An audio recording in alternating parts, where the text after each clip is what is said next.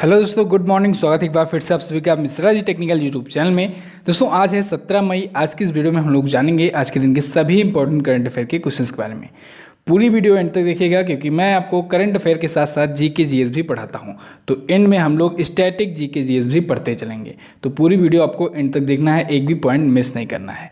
चलिए बात करते हैं लास्ट डे के क्वेश्चंस की। लास्ट डे का पहला हमारा क्वेश्चन था, निम्न में से कौन सा अंतर्राष्ट्रीय हवाई अड्डा भारत के पंजाब राज्य में स्थित है? तो वह है श्री गुरु रामदास जी इंटरनेशनल एयरपोर्ट। अगला, WEF द्वारा जारी ग्लोबल एनर्जी ट्रांजिशन इंडेक्स में शीर्ष पर कौन सा देश है? तो शीर्ष पर था स्वीडन। इन दोनों क्वेश्चन के बारे में जिन लोगों ने डिटेल में और करेक्ट आंसर किए हैं उन टॉप 15 लोगों के नाम मैं आपको वीडियो के एंड में बताऊंगा। चलिए बात करते हैं आज के दिन के पहले क्वेश्चन की। आज के दिन का पहला क्वेश्चन है, हाल ही में कहाँ की पुलिस ने thermal corona combat head gear launch किया? तो अभी हाल ही में दिल्ली पुलिस ने इसे लॉन्च किया है, thermal corona combat head gear.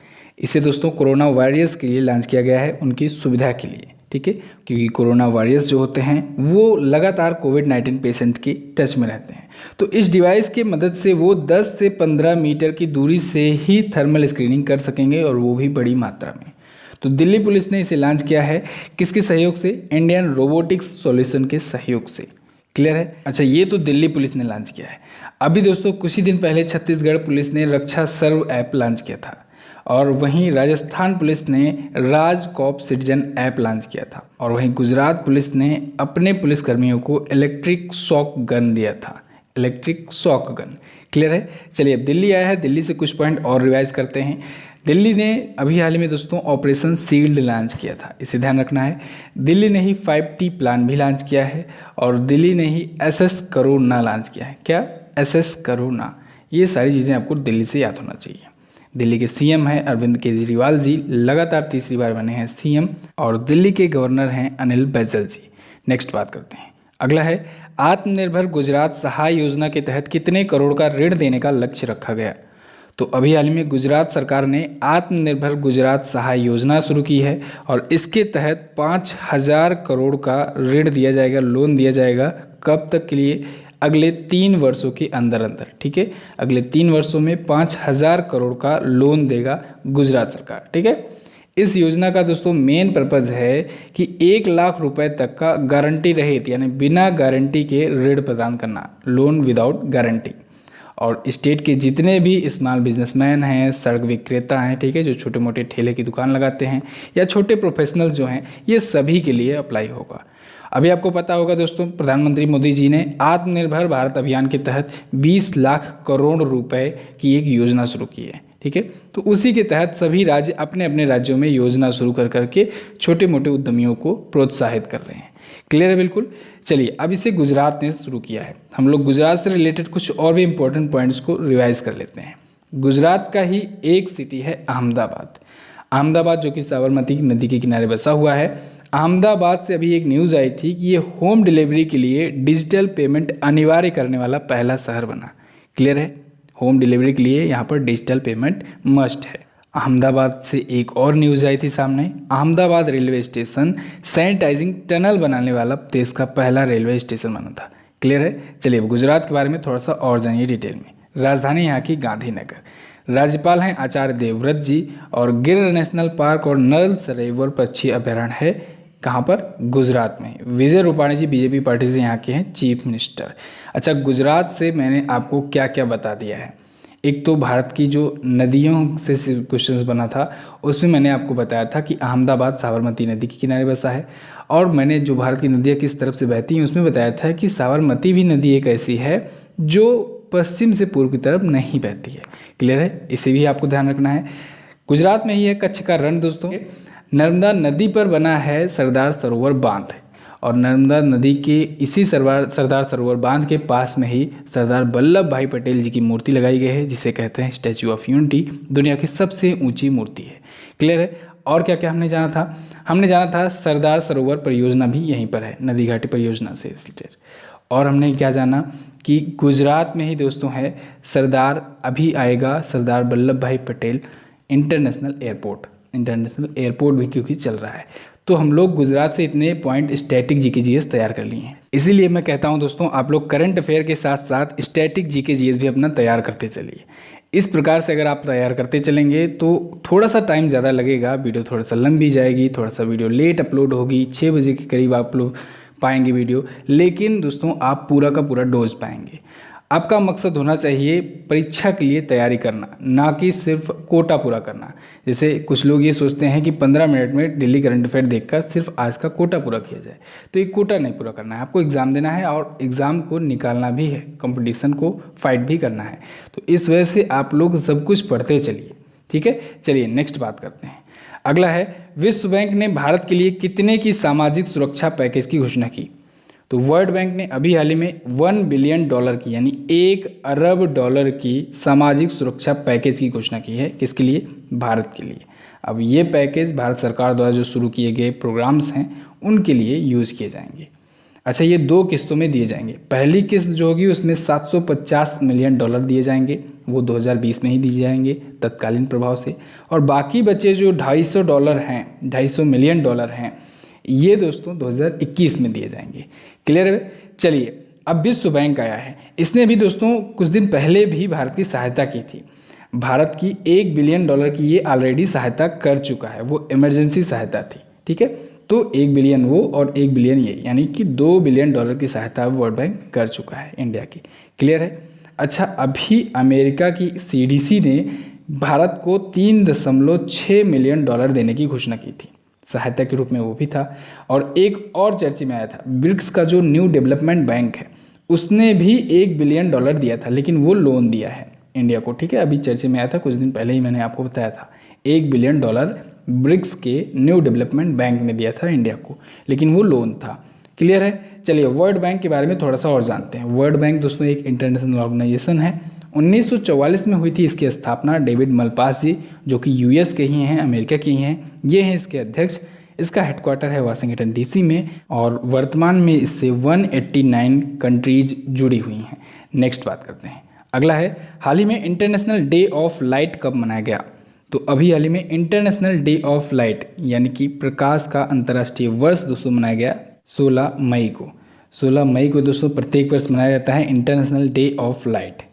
Light की जो साइंस है, कल्चर है, आर्ट है, एजुकेशन है, और सभी जो चीज़ों में यूज़ किया जाता है लाइट का हम यूज़ करते हैं, इसका जो महत्व है, इससे जो इम्पैक्ट पड़ा है, इन सभी खूबियों के बारे में याद करने के लिए हम लोग मनाते हैं international day of light. Clear है? अच्छा दोस्तों, 15 मई को मनाया जाता है अंतर्राष्ट्रीय परिवार दिवस, इंटरनेशनल फैमिली डे। इसे भी आपको याद रखना है। अब इसके लिए अगला क्वेश्चन क्या बनाते हैं, इसी में हम लोग रिवाइज कर लेते हैं, ठीक है। तो याद रखिएगा, 15 मई को मनाया गया इंटरनेशनल फैमिली डे, 16 मई को मनाया गया इंटरनेशनल डे ऑफ लाइट। बाकी जितने भी इंटरनेशनल डे और थीम्स आती हैं या इंडियन डे और थीम्स आती हैं, उन सभी को मैं आपको ई-बुक्स में कवर कराता हूँ। तो आप लोग हमारी ई-बुक ले सकते हैं, उसमें हर एक चीज़ कैटेगरी वाइज दी गई रहती है, ठीक है। और टाइम टाइम पर आपको हर चीज़ प्रोवाइड की जाती है स्पेशल वीडियोज़ के माध्यम से। जैसे कि आज दोस्तों GI टैग्स पर मैं आपको वीडियो देने वाला हूँ, तो अगर सब कुछ ठीक रहा तो आज शाम तक GI टैग पर आपको वीडियो मिल जाएगी। उसमें अभी तक जितने भी GI टैग्स आए हैं उनके बारे में डिटेल्ड इन्फॉर्मेशन होगी। तो इसलिए चैनल को सब्सक्राइब करके रखिए, बेल आइकन को प्रेस करके रखिए, जब भी वीडियो आए तो तुरंत आपको नोटिफिकेशन जिससे मिल जाए। नेक्स्ट बात करते हैं। अगला है, आदिवासी युवाओं को कौशल बनाने के लिए कौन सा कार्यक्रम का शुभारंभ हुआ? तो अभी हाल ही में दोस्तों गोल नाम का, GOAL नाम का एक कार्यक्रम, एक प्रोग्राम शुरू किया गया है आदिवासी युवाओं को स्किलफुल बनाने के लिए। किसके द्वारा शुरू किया गया? तो ये दोस्तों केंद्रीय जनजातीय मंत्रालय द्वारा शुरू किया गया, और केंद्रीय जनजातीय कार्य मंत्री अर्जुन मुंडा जी ने इसे लॉन्च किया है। क्लियर है? गोल नाम का ये कार्यक्रम है। गोल का फुल फॉर्म भी होता है, इसका फुल फॉर्म होता है गोइंग ऑनलाइन एज लीडर। क्या है? Going online as leader. तो इसे अभी हाल ही में अर्जुन मुंडा जी ने लॉन्च किया है इस प्रोग्राम को। इस प्रोग्राम के तहत होगा ये कि आदिवासी जो युवा हैं, यूथ हैं, उनको डिजिटली मेंटरशिप प्रोवाइड की जाएगी, उनको स्किलफुल बनाया जाएगा, ठीक है। तो अभी हाल ही में दोस्तों फेसबुक इंडिया के साथ मिल करके केंद्रीय जनजातीय मंत्रालय ने इसे शुरू किया है। क्लियर? नेक्स्ट बात करते हैं। अगला है, भारत सरकार ने किस राज्य में सिंचाई में सुधार के लिए AIIB से समझौता किया? तो भारत सरकार ने अभी हाल ही में पश्चिम बंगाल सरकार के साथ मिल करके सिंचाई में सुधार के लिए, पश्चिम बंगाल में सिंचाई में सुधार के लिए AIIB यानी एशियन इंफ्रास्ट्रक्चर इन्वेस्टमेंट बैंक के साथ समझौता किया है। ये डील दोस्तों हुई है, यानी ये समझौता हुआ है $145 मिलियन का। कितने का? $145 मिलियन का ये हुआ है। इससे पश्चिम बंगाल में सिंचाई की व्यवस्था को इम्प्रूव किया जाएगा। ठीक है, तो एक प्रोजेक्ट इसी के तहत लाया जा रहा है। अच्छा, पश्चिम बंगाल में कहाँ पर? तो पश्चिम बंगाल में दोस्तों दामोदर घाटी कमान क्षेत्र में। ठीक है, तो वहाँ पर सिंचाई से जो बाधाएं आती हैं या फिर बाढ़ का जो प्रबंधन करना होता है उसके लिए ये किया जा रहा है। मैंने आपको बताया था दोस्तों कि दामोदर नदी को बंगाल का शोक कहा जाता है। किसी ने शायद कमेंट करके क्वेश्चन भी पूछा था कि ये शोक क्यों कहते हैं, जैसे कि दामोदर नदी को बंगाल का शोक कहते हैं, ये क्यों कहा जाता है? तो इसके पीछे का दोस्तों सबसे बड़ा रीज़न ये है कि ये नदियाँ ऐसी नदियाँ होती हैं जिनकी वजह से वहाँ पर प्रॉब्लम्स क्रिएट होती हैं। यानी कि इन नदियों में अगर बाढ़ आता है तो बहुत बड़ी आबादी, बहुत बड़ा क्षेत्र प्रभावित होता है। ठीक है, या फिर इन नदियों से अगर पानी, अगर इन नदियों का सूख जाता है, बार बार सूखता है, तो फिर सिंचाई की व्यवस्था में प्रॉब्लम्स आती हैं, सूखा पड़ जाता है और सभी घटनाएं होती हैं। तो इस वजह से ये नदियाँ जो होती हैं इस प्रकार की, जैसे कि कोई खास नदी होती है तो उसे उस स्टेट का शोक कहा जाता है। जैसे फॉर एग्जांपल आपके सामने है ही दामोदर नदी को बंगाल का शोक, इसे याद रखना है। चलिए, दामोदर नदी के बारे में हम थोड़ा सा पहले जान लेते हैं। दामोदर नदी के बारे में मैंने आपको बताया था गंगा नदी तंत्र में ही कि ये झारखंड में छोटा नागपुर के पठार से निकलती है, फिर आती है वेस्ट बंगाल में। वेस्ट बंगाल में यहीं पर हुगली नदी से मिलती है और हुगली नदी जाकर के मिल जाती है गंगा नदी से। तो ये तो था भारत की नदियों में कॉन्सेप्ट। अभी कल ही दोस्तों भारत की गंगा नदी तंत्र का एक और पार्ट अपलोड हुआ है, नदियों के किनारे बसे शहर वाला। तो आप लोग ज्योग्राफी की सीरीज़ में जाकर सारी वीडियोस को ज़रूर देख लीजिए। रिवीजन पर्पज़ के लिए भी आपको वो अलग अलग सेपरेट वीडियो अपलोड की जा रही है, जिससे अगर आपको रिवीजन करना हो तो तुरंत आप लोग कर सको। ठीक है, चलिए, पश्चिम बंगाल की राजधानी है कोलकाता। कोलकाता हुगली नदी के किनारे ही बसा हुआ है। ममता बनर्जी टीएमसी पार्टी से यहाँ की हैं चीफ मिनिस्टर। गवर्नर हैं जयदीप धनखड़ जी। सुंदरवन नेशनल पार्क है कहाँ पर? यहीं पर पश्चिम बंगाल में। सुंदरवन का डेल्टा भी बनता है इधर ही, और वो डेल्टा दुनिया का सबसे बड़ा डेल्टा है। कलकत्ता हाई कोर्ट के चीफ जस्टिस हैं दोस्तों टी.बी. राधाकृष्णन जी। पश्चिम बंगाल के बारे में मैंने आपको एयरपोर्ट्स के नाम बताए थे, आप लोग कमेंट करके आज हमें बताइए वो नाम कौन कौन से हैं। अगला है, पाकिस्तान के एक दिवसीय क्रिकेट टीम के कप्तान कौन बने हैं? तो अभी हाल ही में पाकिस्तान के वनडे क्रिकेट टीम के नए कैप्टन चुने गए और वो बनाए गए बाबर आजम। बाबर आजम दोस्तों पाकिस्तान की T20 क्रिकेट टीम के पहले से ही कैप्टन थे। अब इन्हें वनडे क्रिकेट टीम का भी कप्तान बना दिया गया है। ठीक है, इनको सरफराज अहमद की जगह पर बनाया गया है। अब ये ODI टीम के भी कैप्टन और T20 के भी कैप्टन हो गए। तो ये जो दोनों खेलों का प्रारूप होता है ये खेला जाता है व्हाइट बॉल से। तो यानी कि एक लाइन में हम लोग कह सकते हैं कि ये व्हाइट बॉल के कैप्टन हो गए। ठीक है, क्योंकि टेस्ट मैच जो होता है वो रेड बॉल से होता है, तो ये व्हाइट बॉल के कैप्टन हो गए। क्लियर है? चलिए, पाकिस्तान से दो और पाकिस्तान क्रिकेट से आई थी न्यूज़। एक तो आया था उमर अकमल पर बैन लगाया गया है, ठीक है, फिक्सिंग के मामले में। और एक आया था कि वहाँ की महिला क्रिकेटर सना मीर जो हैं उन्होंने संन्यास की घोषणा की है। तो ये 2 पॉइंट भी आपको याद रखने हैं। चलिए, पाकिस्तान के बारे में थोड़ा सा और जानिए। ये रहा भारत का पड़ोसी देश पाकिस्तान। इमरान खान यहाँ के प्राइम मिनिस्टर हैं। इस्लामाबाद है यहाँ की राजधानी। पाकिस्तानी रुपया है यहाँ की करेंसी। नेशनल असेंबली है यहाँ की संसद का नाम। राजभाषा है उर्दू और अंग्रेजी। सबसे बड़ा नगर है कराची। आरिफ अलवी हैं यहाँ के प्रेसिडेंट। भारत के पड़ोसी देशों पर मैंने आपको वीडियोस दी हुई है, आप लोग देख सकते हैं। उसमें भारत के जितने भी पड़ोसी देश हैं उनके बारे में पूरी डिटेल में जानकारी दी गई है। ठीक है, जैसे उनका राष्ट्रीय पशु क्या है, राष्ट्रीय पक्षी क्या है, और भी जो नेशनल एंथम वगैरह सब कुछ उसमें दिया गया है। तो आप लोग जरूर देखिएगा ढूंढ करके। अगला है, किस संस्थान ने MIR-AHD कोविड-19 डैशबोर्ड विकसित किया? तो अभी हाल ही में IIT गांधीनगर ने इसे डेवलप किया है। MIR-AHD कोविड-19 डैशबोर्ड, ये क्या होगा? ये एक दोस्तों इंटरैक्टिव कोविड-19 डैशबोर्ड है। इसका मेन पर्पज़ है कि महामारी के इस समय में रिसर्च रिलेटेड जो डिसीजंस लेने होते हैं उनके लिए ये लॉन्च किया गया है। और साथ ही साथ में इस डैशबोर्ड की मदद से दोस्तों टेस्टिंग की योजना बनाने में प्रशासन और हॉस्पिटल्स की मदद करने के लिए ये लॉन्च किया गया है। क्लियर है? IIT गांधीनगर ने इसे लॉन्च किया है। अच्छा, अभी आपको याद हो कुछ ही दिन पहले IIT गांधीनगर ने अपने जो स्टूडेंट्स हैं उनके लिए प्रोजेक्ट आइजैक शुरू किया था। इसे आपको याद रखना है। IIT मद्रास से रिलेटेड अभी क्वेश्चन आया था कल ही कि IIT मद्रास ने TVS ग्रुप के साथ और सुंदरम मेडिकल फाउंडेशन के साथ मिलकर सुंदरम वेटांगो लॉन्च किया था। क्या? सुंदरम वेटांगो डेवलप किया है।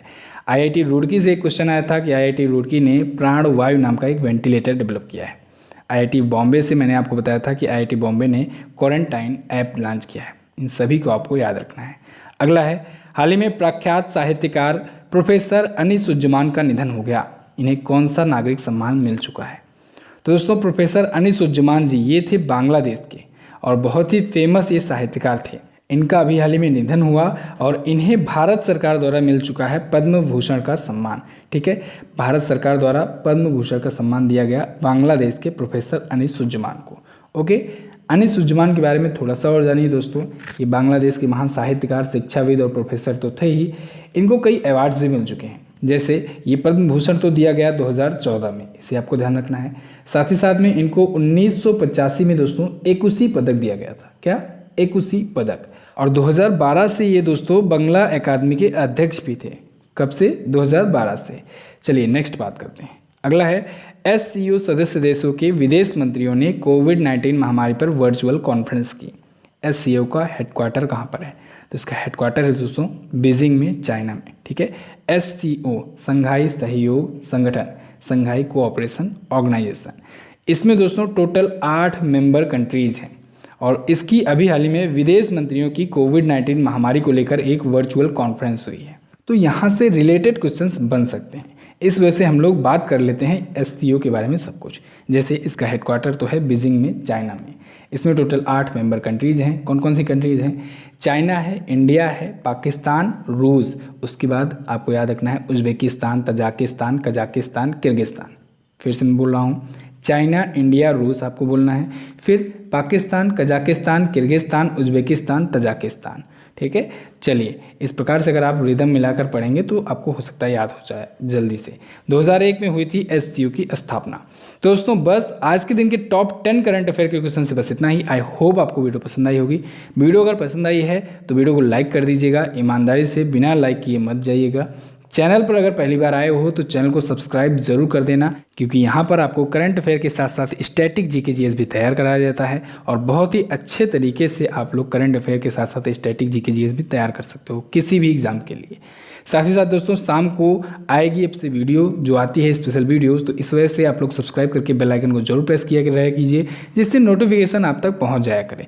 चलिए अब हम लोग बात करते हैं स्टैटिक GK की। तो अब हम लोगों ने ये बेल्ट और ये बेल्ट जान लिया है, यानी इतने सिटीज़ में कहाँ कहाँ पर इंटरनेशनल एयरपोर्ट है ये जान लिया है। अब हम लोग कुछ और बात करेंगे, यहाँ तक की बात करेंगे। ठीक है, धीरे धीरे आपको इसलिए बताया जा रहा है जिससे आपको याद होता चले। हमारा मकसद सिर्फ आपको कंटेंट बताना नहीं है, सिर्फ चैप्टर ख़त्म करना नहीं है। हमारा मकसद है आपको बेहतर तरीके से याद करा देना। तो इस वजह से हम लोग धीरे धीरे करके चल रहे हैं और बेहतर तरीके से आई होप आपको याद भी हो रहा होगा। चलिए आज हम लोग बात करेंगे इस सेक्टर की। ठीक है, अब यहाँ पर कौन कौन से एयरपोर्ट हैं इंटरनेशनल वाले। चलिए गुजरात में बात करते हैं। सबसे पहले गुजरात में है दोस्तों सरदार वल्लभ भाई पटेल इंटरनेशनल एयरपोर्ट, जो कि अहमदाबाद में है। इसे आपको याद रखना है। गुजरात में दोस्तों अभी ढोलेरा एयरपोर्ट बन रहा है, वो इन फ्यूचर बनाया जाएगा। ठीक है, ढोलेरा एयरपोर्ट भविष्य में होगा, अभी वो नहीं है, ध्यान रखिएगा। अभी कौन सा है? अहमदाबाद का सरदार वल्लभ भाई पटेल इंटरनेशनल एयरपोर्ट। इसके बाद आ जाते हैं महाराष्ट्र में। महाराष्ट्र में दोस्तों 2 इंटरनेशनल एयरपोर्ट है। वैसे महाराष्ट्र तो बड़ा राज्य है यहाँ पर और विकसित भी राज्य है समझ लीजिए, और राज्यों के कंपैरिजन में तो यहाँ पर कई और अभी फ्यूचर में आने वाले हैं। टोटल तब 4 हो जाएंगे, लेकिन अभी करंट टाइम पर केवल 2 ही हैं। कौन कौन से हैं? एक तो है छत्रपति शिवाजी महाराज इंटरनेशनल एयरपोर्ट, जो कि मुंबई में ही है, आपको पता ही होगा। छत्रपति शिवाजी महाराज इंटरनेशनल एयरपोर्ट मुंबई का। दूसरा है नागपुर में। नागपुर में है doctor Baba Saheb Ambedkar international airport. ध्यान रखिएगा, एक नागपुर में, एक मुंबई में। अब फ्यूचर में कौन कौन सा आएगा? एक तो आएगा नवी मुंबई इंटरनेशनल एयरपोर्ट, वो नवी मुंबई में होगा। और दूसरा जो आएगा वो आएगा पुणे में छत्रपति संभाजी राजे इंटरनेशनल एयरपोर्ट। कौन सा? छत्रपति संभाजी राजे इंटरनेशनल एयरपोर्ट, वो पुणे में होगा। तो ये 4 इंटरनेशनल एयरपोर्ट फ्यूचर में हो जाएंगे, लेकिन अभी हैं 2।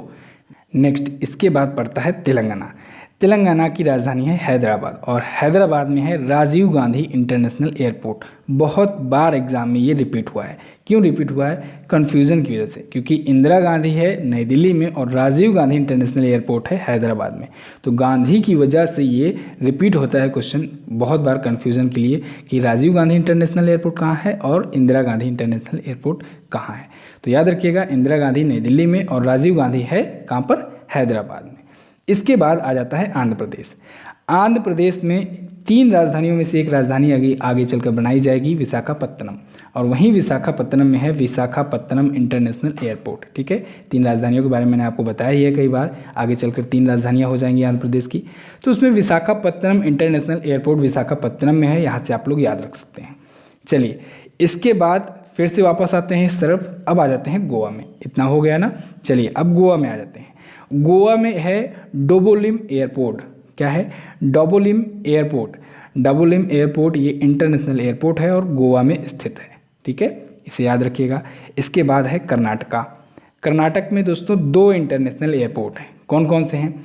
एक है केम्पेगौड़ा इंटरनेशनल एयरपोर्ट। क्या है? केम्पेगौड़ा इंटरनेशनल एयरपोर्ट, जो कि है बेंगलुरु में। कर्नाटक की राजधानी बेंगलुरु में जो है एयरपोर्ट, उसका नाम है केम्पेगौड़ा इंटरनेशनल एयरपोर्ट। और अभी हाल ही में चर्चे में आया था, क्यों? क्योंकि इसे एक अवार्ड मिला था, सर्वश्रेष्ठ क्षेत्रीय हवाई अड्डे का अवार्ड। इसे आपको याद होगा, करंट अफेयर का क्वेश्चन है। इसके बाद दोस्तों दूसरा जो है वो है मंगलोर में। ध्यान रखिएगा, बेंगलोर जो है वो कर्नाटक की राजधानी है, लेकिन मंगलोर जो है वो एक सिटी है। ठीक है, याद रखिएगा, मंगलोर इंटरनेशनल एयरपोर्ट मंगलोर में है, वो भी एक इंटरनेशनल एयरपोर्ट है। तो कर्नाटक में हो गए 2 इंटरनेशनल एयरपोर्ट। तो दोस्तों हम लोगों ने ये भी जान लिया और ये भी सेक्टर जान लिया है। अब कुछ और भी सेक्टर बन रहे हैं, अभी काफ़ी बच रहे हैं एयरपोर्ट। ठीक है, जैसे अभी केरल में 4 एयरपोर्ट हैं, 4 इंटरनेशनल एयरपोर्ट हैं। तमिलनाडु में 3 इंटरनेशनल एयरपोर्ट बच रहे हैं, और भी अभी कई सारे एयरपोर्ट्स बचे हुए हैं जो द्वीप्स वगैरह में हैं। कल सभी को फाइनल कर दूंगा। ठीक है, तो अभी केवल आप लोग इतना ध्यान रखिए, इसको रिवाइज कर लीजिएगा, और जब मैं आपको इसकी फाइनल वीडियो दूंगा तो उसमें एक ही वीडियो में सारे एयरपोर्ट्स कवर कर दूंगा।